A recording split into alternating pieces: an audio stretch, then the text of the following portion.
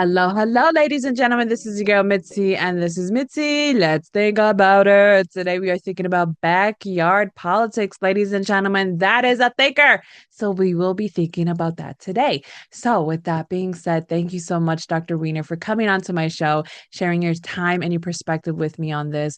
Let's go ahead and just dive right in. When you hear the words backyard politics, what does that make you think about? Well, that was the title of the book that I just released, which is it's a psychological understanding of today's political divide and social divide. So I've been a psychologist for 46 years, and I thought it made sense to show how family life and politics kind of mimic each other. The same kinds of issues and concern come up when you're raising children, as the same way as people when they have to relate to each other in the larger society. Just like in families, we have to find ways of agreeing, working with each other, cooperating with each other, resolving conflicts, protecting each other, and also helping each other learn so that we can master the world in ways that can help other people as well as ourselves. Oh, absolutely. And I think that's a beautiful way to just put it all in one book and allow the world to just receive it and really embody it into their own lives because people don't really think about it unless it's on the news and then they feel bombarded by it, and they don't really know how to explain it and break it down to like their loved ones or what's going on, or when children ask like what is really going on, or what is politics and what is all this extra stuff. It's really hard for parents to really break that down and put it in a sense where it's like, huh, how do I really think about this? So that's why I'm kind of glad that you wrote this in a book. And your background in psychology, does that give you an advantage or a disadvantage? You know what I mean? Well, it's an advantage in the sense of having experience about what people do in the world and how they solve problems, and what are the agreements and disagreements about. And for politics, it's much more looking at politics from the lens of psychology rather than the particular issues. That does it make sense to do this in this situation or that? A lot of it has to do with what I take to be whether there are two primary ways of helping people that I've observed over time is one, you can help people by rescuing them because you feel as if the situation they're in requires relief from the situation. You can't expect the person to really do much about it. It's like drowning. You don't expect the person drowning to be able to do anything. You have to just rescue them. And the other way of helping in other situations is the idea of how can they overcome the hardship they're experiencing by learning new skills and new ways of responding so that they can overcome the difficulties they're facing. Now, those situations, we want the person to learn and adapt. So it's two very different kinds of helping. And the question is, in today's politics and also in child rearing, I think we're seeing many more situations where we feel like rescuing is the solution. So we're kind of giving in to kids because we kind of, we're protecting their emotions, we're guarding them, we're making sure they don't have any injuries and safety. And usually in a society where there's a lot of abundance and people are flourishing, it's a lot easier to rescue each other because we have the means and resources to do it. But on the other hand, it probably isn't helping people learn on their own how to overcome some of the difficulties they're facing. But it's a fine line because a lot of times if you're helping somebody learn, you have to kind of go to their level and get to the point where they could learn something so they're not so overcome by the obstacles. You have to a good teacher knows how to go to the child's level and help them learn. You can't just expect them to do this great thing. You have to kind of go in increments. So it's a tricky thing to help somebody learn too. There's a degree of rescuing that goes with it, but you're still paying attention to developing the person's resources versus just rescuing them. Oh So yeah. if you listen to a political argument one side is really focusing on these people are being harmed, these people are dying, these people are unable to. The world they live in is so awful for them. We must stop the way the world is so awful to them. But there's no talk about the person and the development of the person's resources. And the danger for that way of helping is you can run into reinforcing victimization and dependency and a lack. You know, if a baby's crying, you just rescue them because you don't expect a baby to do anything. All right. But Mhm. as a kid gets to be older, you hope that they learn not just to tantrum, but to kind of gather themselves and learn to do something more constructive and learn. Yeah. So we we're shifting towards what I call the protective view, which is the rescuing view, and we're not as frequently looking to develop Yes. the individual. You have kids, so it's Yeah. you know that there's a balance between just doing something to them or helping them learn to do something different. Oh, absolutely. I think those are valid points because if we can put it in a child's perspective as a parent's perspective, and then you can put it in just straight politics, and we can see it in day and age where you see that enabling, you see that victimization, you see all of that happening, and then we don't realize like there needs to be some type of development, there needs to be some work into it, there needs to be some type of acknowledging that there's possibly a way for them to do something about it, but we have to, if it's the resources that we need to be able to help with, okay, then let's talk about those resources, let's talk about the environment, let's really get to the nitty gritty, because at the end of the day somebody can choose to be anything they want and nothing at all at the same time, you know what I mean? And like one thing I'm teaching my children is like they need to develop this understanding of how to calm themselves down. So when they're crying now, I know every tone, I know what is really happening. If it's just an annoyance cry, I ignore it. You know what I mean? If it's just like, oh, I'm hurting, I'm really hurting, like okay, I know that cry too. And I think when we deal with politics, I mean, they need to realize that as well when it comes to the people, you know what I mean? So it's like, do you really think there's some lack of empathy in politics, or is it too But much I empathy? think what I try to do is you're giving empathy to develop the kid too, even though there's short-term discomfort.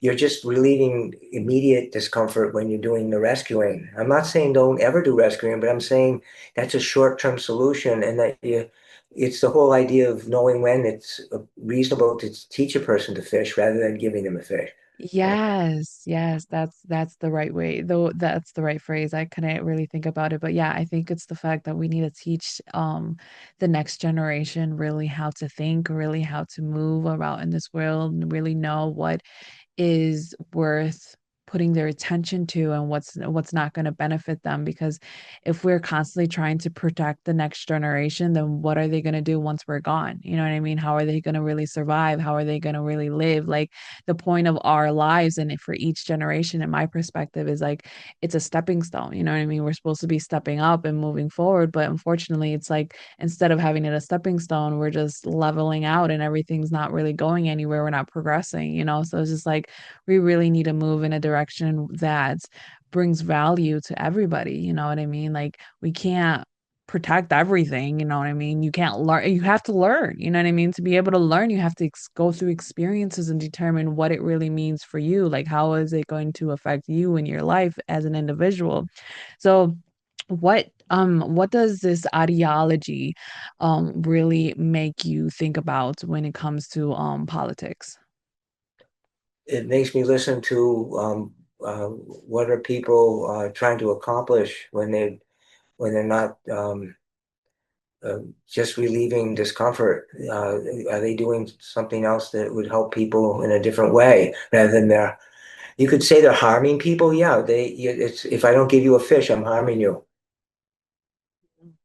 right Meaning away. you're Huh? Yeah, I mean, the to a degree, you could be that, I mean, that person could perceive it in that way, but also it's like you could be enabling them. You know what I mean? At the same That's time, the like, you know what I mean? So it's like it's a double-edged sword at the end of the day because it's like how are you going to perceive it? Are you going to be upset and throw a tantrum at 28, 32, 54, 80 years old? You know what I mean? Because they didn't give you a fish.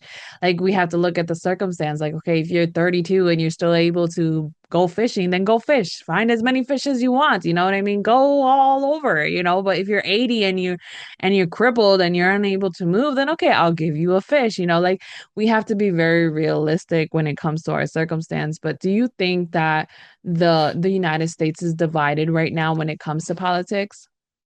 Yeah, I think that the two sides of there's the protector group, which is uh, making sure people have their emotions guarded and their discomfort relieved, and they people feel as if they're being harmed by society, and the society is so oppressive that there's no way to overcome any of the ways in which society is structured, that it's all bad and evil and terrible for them.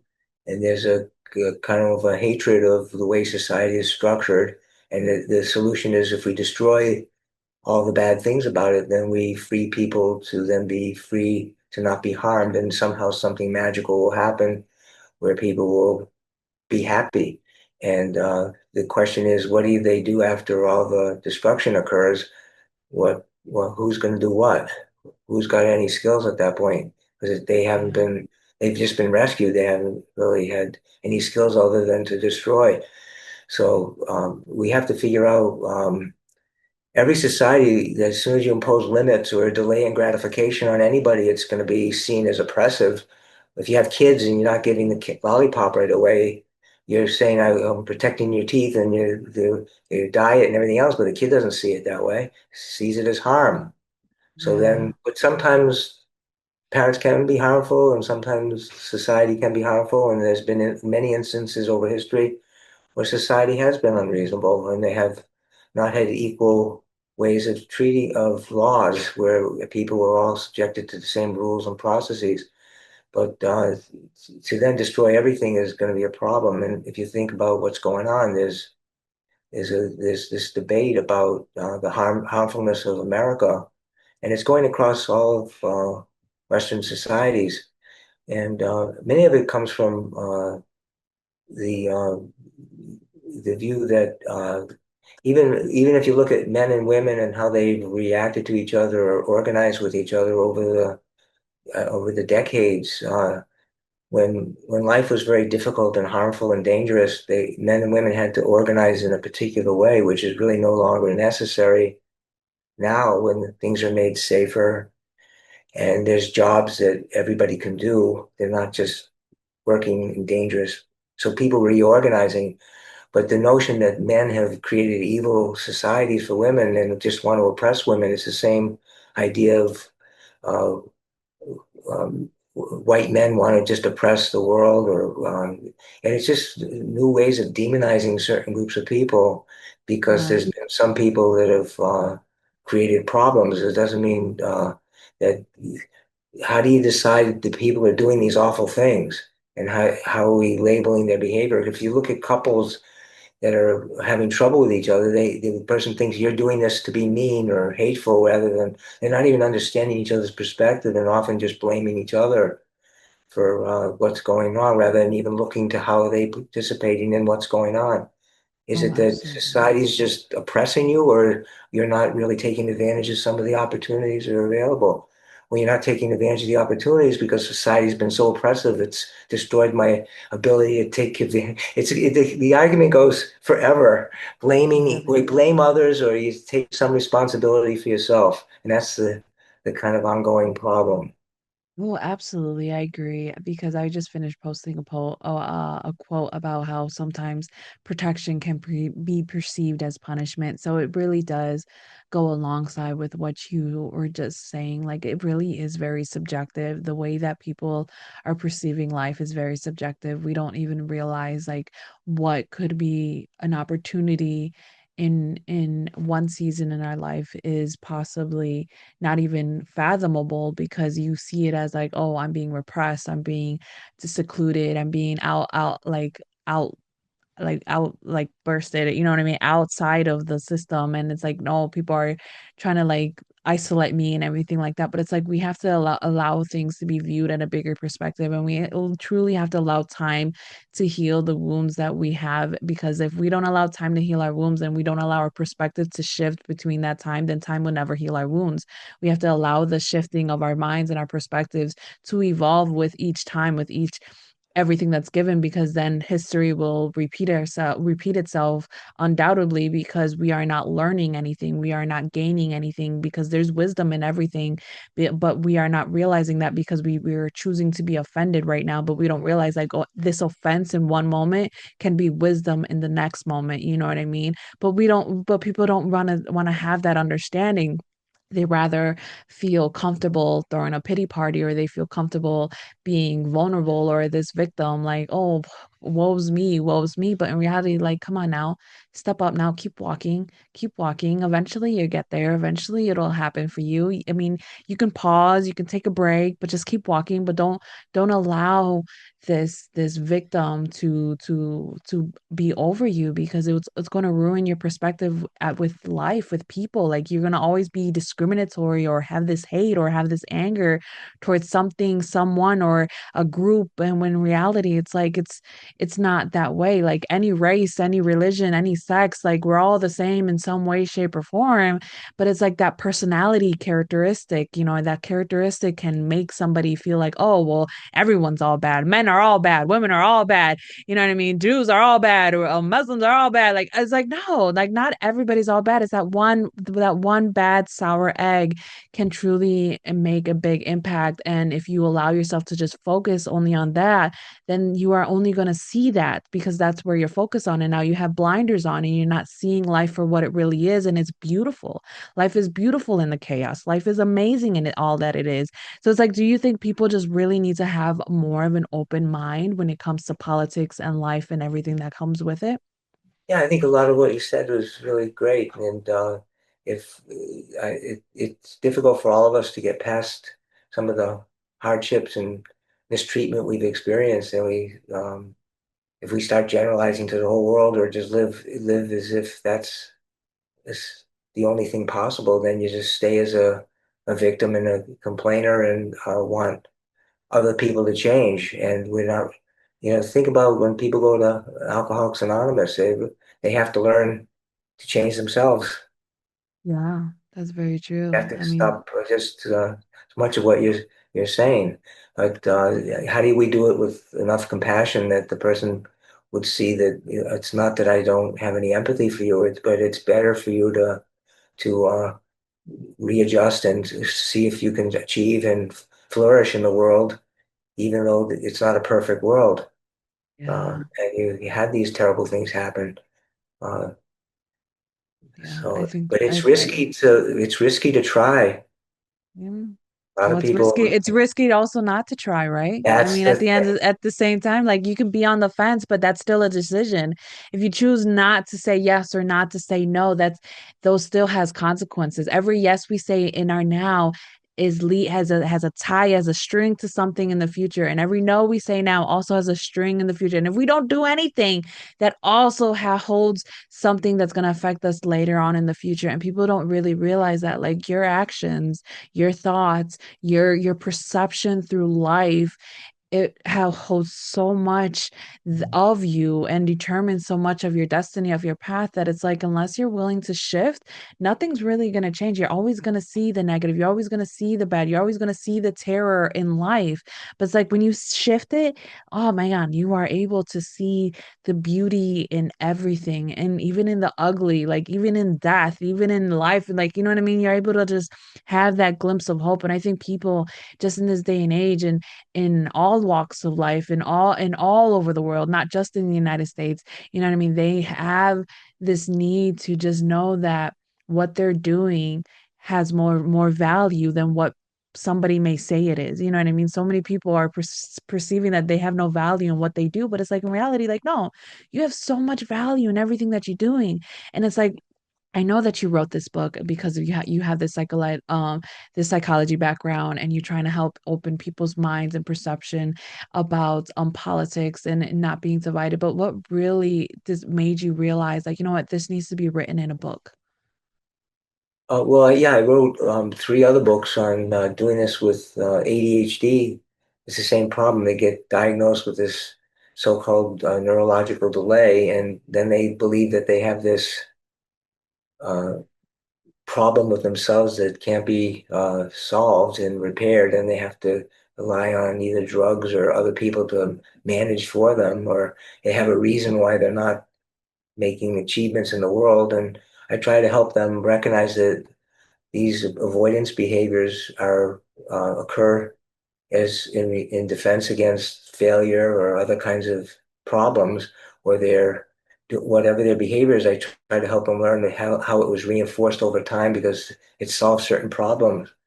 So it was the same thing with writing this book. Was we grow up and we have a view of ourselves and within our family, and we see our parents in a certain way, and we grow up and we start to see the same way of the way we saw our parents. We start to see the world in similar ways as we saw our parents. Well, they're Yeah. just mean, or they're neglectful, or they're harmful, or they're very loving, or they should give me what I want, or they treat me like I'm a king or a queen, and I should be able to tell everybody what to do. And Yeah. so as a psychologist, I just see such consistency between what we do as in our family group and what we then do in the other groups when we go to work, and we when we think of politicians, when people see politicians, who do they remind them of?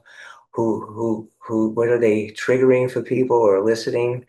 And then It's they have true. this kind of reaction. They don't know anything about the person. They just see them in the same light. Maybe they saw a rejecting or oppressive parent, or a cheating parent, or somebody, or it's No. incredible how it's just the same kinds of human responses. It really is. It's like a cycle. Like you see this endless cycle in a way that's like, come on now, people. Here's a book, read it, think about it, marinate on it, and let's figure out if it actually applies to you. And if it does, then great. Use it and fix yourself. You know what I mean? Because at the end of the day, nobody can really fix you besides you, you know? That's the reason why I have my show. That's the reason why I have you as my guest and so many other great guests that I've had, because it allows other people to listen, to perceive, to hear, to consider, to reflect, to marinate, just think, so that later on, it's like a mustard seed. Everybody it's just a little mustard seed. We're just thinking about it so that we can just let it grow something beautiful within us later on in time. And it's like we all have to realize, like, at some point, we are all this plant that like a tree that brings life, that brings shade, that brings oxygen, that brings beauty in a way that unless you're not able to see it, then you're not going to know that that's what you do. You know what I mean? That's what you are, and that's what you can embody. And it's really interesting because people don't realize like what they really can do. Like humans are so powerful in such a way that we don't even tap into all that we are, because we're so stuck on the surface level of life, that when you dive deep in, like, man, the beauty of what humanity can be if we actually realize like what we all are. Oh my goodness, it's amazing. I mean, that, to be honest, that's a whole nother topic. Let's be honest, right? But time is catching up to us. So, what can be some lasting words that you can leave us off with to keep on thinking? Uh, I would say that you want to kind of have a balance between the rescuing and the promoting of the person's adaptation to the world, and that there are times when you rescue, but if it becomes excessive and there are opportunities for your child or people to learn and grow like you're talking about, that's probably the better option, even though it might play out over time and not just be an immediate gratification that you get from the rescuing. But there's a kind of, like you say, there's a positive message towards you can make changes. People have, in one generation, people have gone from poverty to affluence, and not everybody's going to do it, but it's certainly you can make improvements if you think about what you can do to change to make things better, and you can change the world while you do that. But if you just depend on others changing, you're really going to not empower yourself like you're suggesting.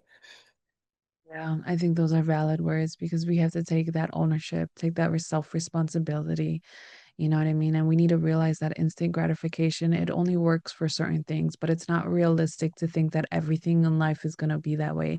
You can't think, oh, because you did one push-up that now you're strong, mighty man, or that, or you did one crunch, now you're going to have a flat stomach and a six pack of abs. Like it doesn't work like that. Like it takes time, it takes work. And it's like when we put that into politics, when we put that into family, when we put that into love, when we put that into anything, that we want to embody, then we have to realize like it's going to take time. And as long as you give yourself that time and you give yourself that opportunity to shift, then it really does it changes everything. It changes everything because man, it changes everything. Oh my goodness. But ladies and gentlemen, if you guys enjoyed this conversation, because how could you not, go please check out his book, check out his website, check out all of the greatness that he has to offer the world. It's in the audio in the description. You find access to his link. And if you're on YouTube, access to his link is right there in the description. If you're on my website, find his photo, click on it, boop, it goes directly to his website so that you can continue on thinking, ladies and gentlemen. So please continue on thinking. Bye.